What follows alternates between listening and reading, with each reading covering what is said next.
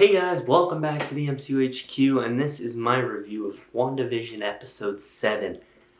This is a really hard episode to talk about spoiler-free, so I have a couple quick non-spoiler notes I'll put at the start of the video. The rest of it's going to be spoilers. I don't feel like doing the giant spoiler breakdown because it takes up a lot of my day and there's some things I'd rather do. So I'm not going to do it for these last few episodes.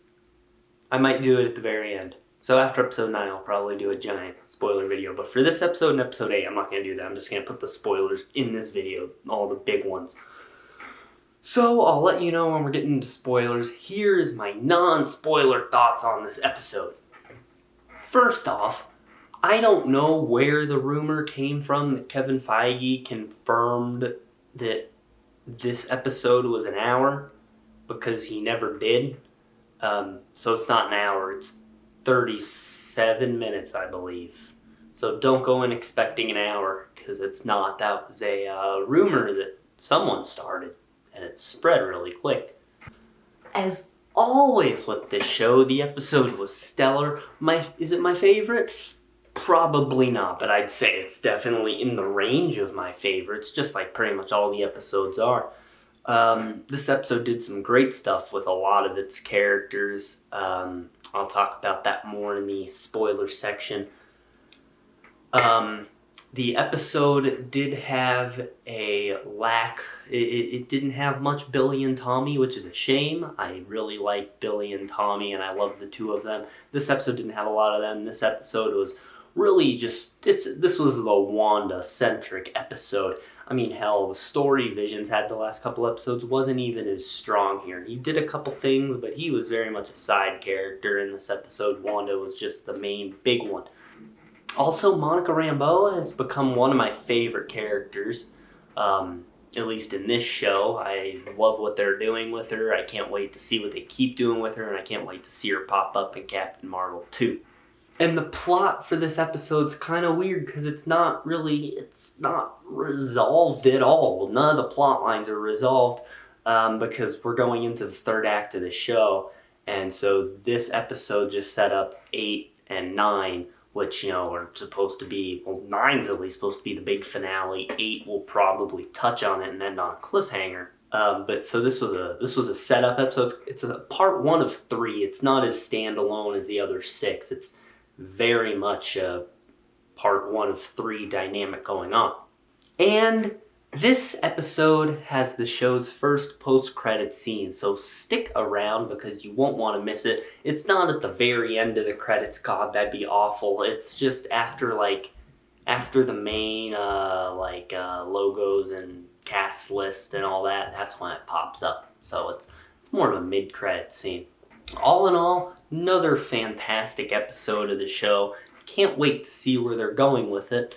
This was a very hard review to do because the episode is just like a 37-minute long spoiler, so I tried to pull out whatever non-spoiler information I can. So, now, if you have not seen the episode, go watch the episode because I'm dropping spoilers in 3, 2, 1. Monica has powers now, Wanda's losing her mind, Hayward wants Vision as a sentient weapon, and Agnes is Agatha Harkness. Okay, some big stuff here. So, the Hex, they say, Monica's like, hey, I'm going to drive this space rover that's heavily armored through the wall of the Hex because it won't change me when I go through it. Foreshadowing to when it does. So, she drives into it. It gets sucked in. They tell her to get out of there. She gets out. It turns into a truck and then gets shot back out. And Monica's like, nah, I'm going to go back through. And she just charges through. And it was a powerful scene. There's some dialogue from Maria and Captain Marvel and some things Monica says as she's forcing her way. The Hex is a really thick wall now. Like, she's hiking through it. And it's changing her a lot. Like, you're seeing duplicates of her, and then she pops out. She's got blue eyes. She's got all these powers, which they reveal later in the episode. So she's either going to become Spectrum or Photon. My guess is Photon in memory of her mom's pilot name. So that was cool. So she does have her powers now. Also, I'll talk about it here. Vision and Darcy, like, there's so many groupings in this show I didn't know I needed. Yeah, the trio, Monica, Jimmy, and Darcy's great. Another great pairing, Darcy and Vision, because Vision snaps Darcy out of it, and she kind of fills in what happened. She's like, yeah, Wanda killed you by your choice, then Thanos brought you back and killed you, all that. So Vision said, he's like, it's weird, felt like it was someone else, but it was me. So I thought that was a cool touch, that they did touch on the fact that he's like, I have no idea about any of this. And when I say things are unresolved, this is unresolved. Darcy gets stuck at a light because Wanda's doing, or they say Wanda, it's probably Agnes, honestly, is doing everything in their power to not let Vision and Darcy get to Wanda. So they're driving a truck and Darcy's stuck because things just keep crossing the road. Vision just flies there, and that's where their plot line ends, because then we have to go pick up with what Wanda was doing. And Agnes said Wanda is cuckoo for Cocoa Puffs, which I love.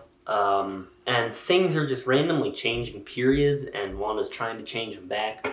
Now, I'm not sure why this is. It might be because she's losing control of it, or she's not as focused on it. I don't know. But things are going weird. She even says she doesn't know what's going on. And Hayward, so they revealed the reason he was tracking Vision is because before Wanda took Vision's body, Hayward was trying to bring him back online so he could have his sentient weapon. And so he's tracking Vision because he wants Vision, because he wants his weapon. Hayward needs to go. He's a problem. Hayward needs to go, and Monica needs to be put in charge, with Jimmy and Darcy as her seconds in command. Now, yes, the big spoiler of the episode is they finally confirmed, although I'm not sure who didn't know it, Agnes is Agatha Harkness. A lot of stuff to dissect here. First off, she got her own theme, which is just a banger. So they said she was behind everything. And I went through every episode and what how she was manipulating things. And it showed, I really hope next episode or episode 9, but I mean, we will at some point. I hope it's next episode. We get to see her full witch outfit, because we saw like the bottom of it and it looks awesome. So it's going through all the episodes. She's behind all of it. She killed Sparky. Pietro, she was behind that. If it is Pietro from the multiverse, she just put a little spell on him to make him like MCU Pietro. We don't know, but basically everything that's happened, she was behind. It explains why she always has what they need. And she did kidnap the twins. So what happened is she went over to their house, like first thing in the episode, she's like, hey, your mom needs some time, come with me. And they go over there. It's all quiet. They're eating sandwiches, playing with Mr. Scratch. That's the last time we see him, as Billy says, you're quiet on the inside. And then that's the last we see of the twins. So when Wanda gets there later, they're gone. She goes down to the catacomb. I love this. I love that they're putting some horror into the show.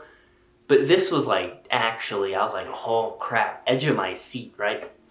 There's a catacomb underneath Agnes's house. She has like a spell book. There's like a giant dungeon looking thing with like stuff growing out. And Agnes is like, thought you were the only one with powers here. My name's Agatha Harkness. I was behind everything, yada yada yada. She has purple eyes, the glowing eye gang. Wanda's got red. Agatha has purple. Monica has blue. It's great. And the way she lured her down there, as Agnes said, the twins are probably playing in the basement. But Billy and Tommy are gone. And yeah, that plotline also ends on a cliffhanger. There's that confrontation. Or they're teasing a confrontation. Now, there was the theory that episode 8 will be a flashback episode. You know, touch on what happened to Wanda between the funeral and here, what happened to Agnes, all that. And then episode 9 will pick up where the cliffhanger left off, which I hate, but they're probably going to do that. Because they're out of sitcoms now. The last sitcom was supposed to be this one, and even at the end it changed to widescreen. It wasn't the full that it was. So I'm really interested to see where this goes. This was very much a setup episode for the big finale that we're going to get. This show is great. Well, guys, there's my review. I got non-spoiler for you and spoiler for WandaVision. Not going to be a giant spoiler breakdown this week or next week, but after the finale, you bet there will be. So you guys can look forward to all those videos. Also, I got a couple more things coming for you. There's a video I'm working on, and also Winter Soldier review. I'll probably work on that soon. So guys, there you go. Leave all your thoughts down in the comments below. Leave a like on this video. Subscribe. Click on the bell icon to receive all notifications from the M2HQ. That's going to be it. Have a great day, guys.